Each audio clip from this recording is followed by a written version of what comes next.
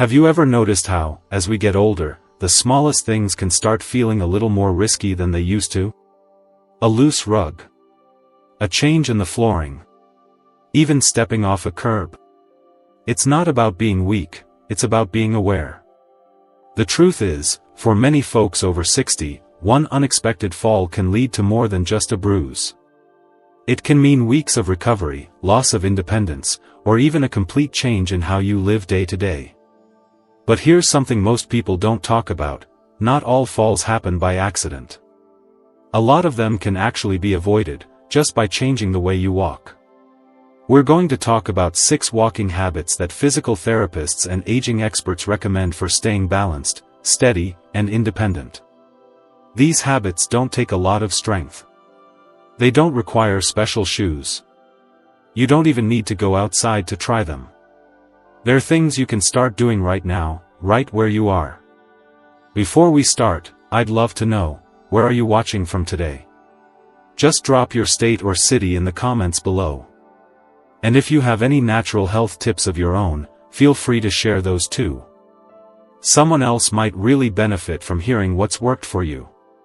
Step 1. Head position awareness. Let's start with something so simple, most people don't even realize it's affecting them: where your head is when you walk. You see, your head isn't just sitting up there doing nothing. It actually plays a big role in how your whole body balances itself.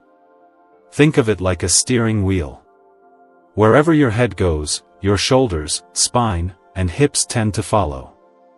And if your head is always tilted downward, your posture starts to collapse without you noticing. Now, a lot of older folks look down while walking because it feels safer. You want to see where you're stepping, that makes sense. But when you keep your head down too much, your upper body starts leaning forward, your shoulders hunch up, and your back rounds. That kind of posture shifts your center of gravity forward, making your steps less steady. It also limits how far ahead you can see, so you're more likely to miss something in your path. Ironically, trying to be cautious by always looking down can make you more likely to fall. So what should you do instead? There's a simple trick therapists recommend called the 20-of-80 rule. That means you keep your head up and eyes looking forward 80% of the time, and glance down with your eyes only about 20% of the time, just enough to stay aware of your steps. When you're walking, try to look 10 to 15 feet ahead. Not at your feet, but ahead of you. This helps your posture stay upright, keeps your body in better alignment, and improves your overall balance. So if you've ever found yourself staring at the floor when you walk, especially around the house or on familiar paths, try shifting your gaze up. Let your eyes lead you, not your fear. A small change like this can make a big difference in how steady and confident you feel with every step. Step 2. Arm swing rhythm. Now let's talk about your arms. Yes, your arms. Most people think walking is all about your legs, but your arms are one of your body's secret tools for staying balanced. They act like natural stabilizers. Every time your right leg moves forward, your left arm should swing forward too, and vice versa. It's a rhythm your body learned a long time ago, probably without you even thinking about it. But here's what happens as we get older: that rhythm starts to fade. Sometimes it's arthritis in the shoulders that makes you move less. Sometimes it's because you're always carrying something in one hand, like a cane, a bag, or even just keeping your hand in your pocket. But one of the biggest reasons older adults stop swinging their arms? Fear. When we're nervous about falling, our body stiffens up. We clench. And we start walking like we're bracing for something to go wrong. The problem is, that stiffness actually throws your balance off more. The solution is simpler than you think: just become aware of your arms again. As you walk, let your elbows stay soft, not stiff or locked.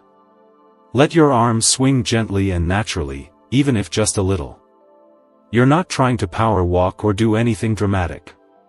Just keep a small, easy rhythm. If one arm is weaker than the other due to injury or stiffness, focus on the side that moves well.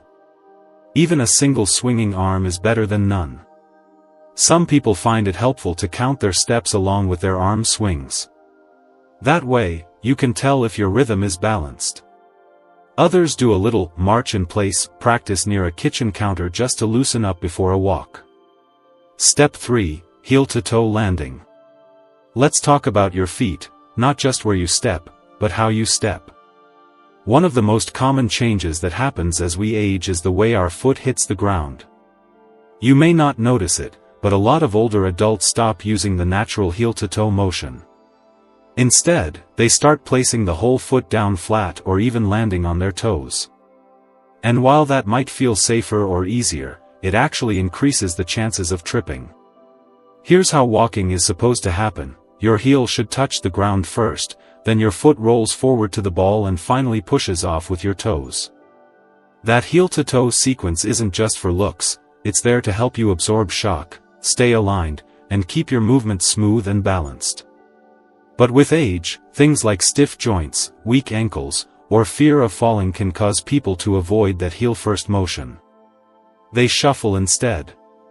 It might seem like a small change, but shuffling can throw off your balance.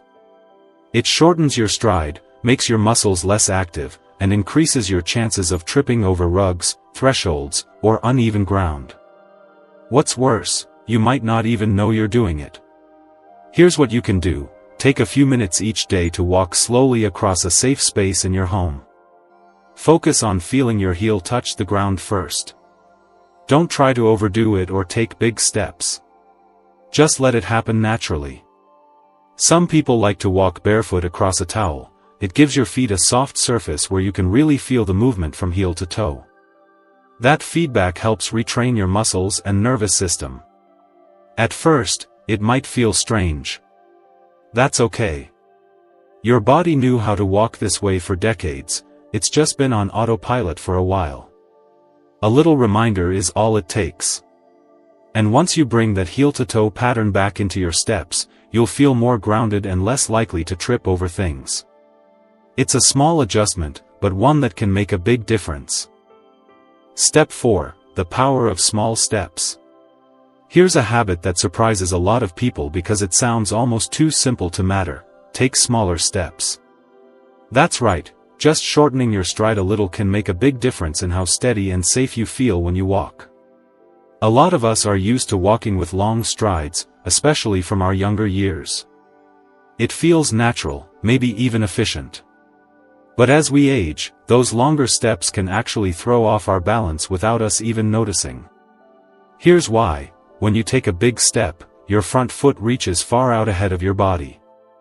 That causes your center of gravity to shift backward, putting extra pressure on your knees and hips. It also slows down your ability to react if something unexpected happens, like a crack in the sidewalk, a slippery floor, or a dizzy spell. In other words, big steps give you less control when it really counts. Smaller steps, on the other hand, keep your body weight centered and closer to the ground. That gives you better balance and quicker reaction time. You're also more likely to lift your feet properly, which reduces the chance of dragging or catching a toe. And if you use a cane or walker, small steps make it easier to move the device along with you without overreaching or pulling yourself off balance.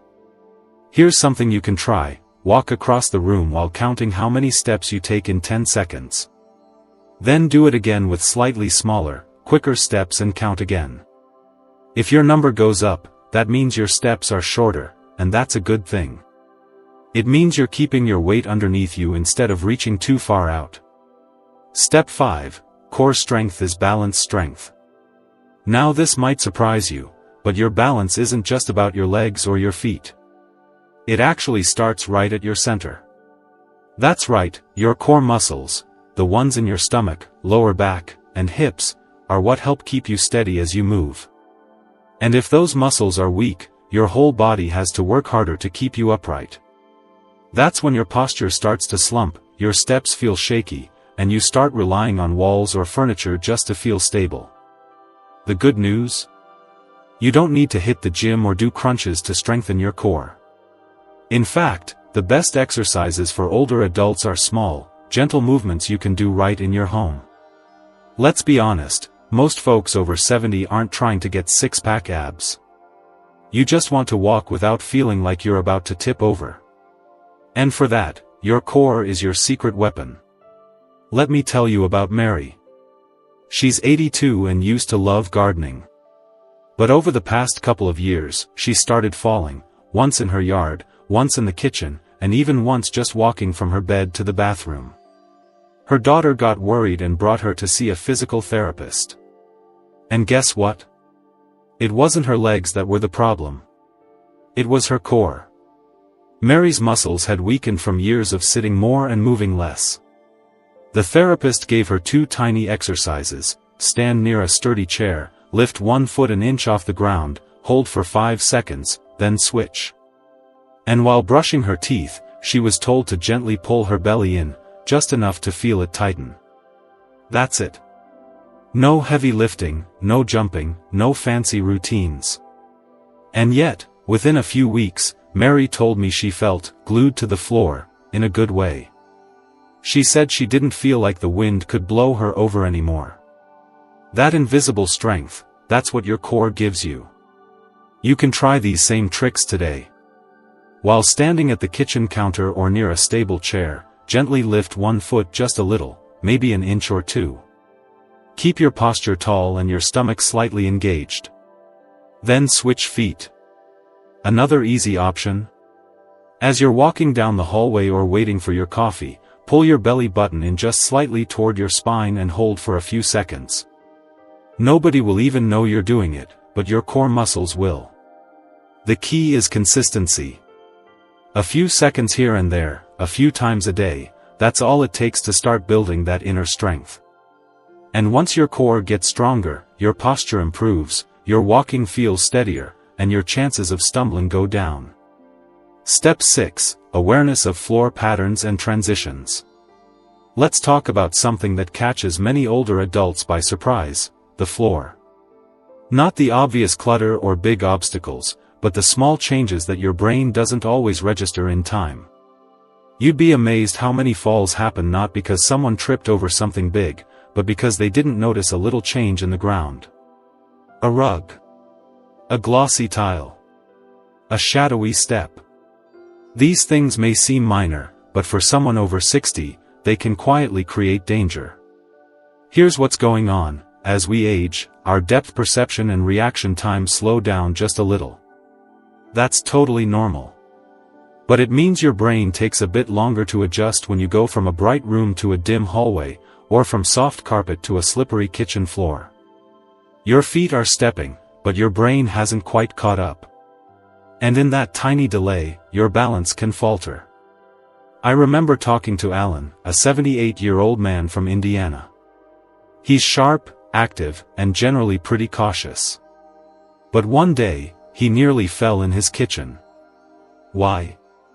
The floor had just been cleaned, and though it looked fine, the surface was slick. He told me he didn't even think twice about it until his foot started to slide. After that scare, he started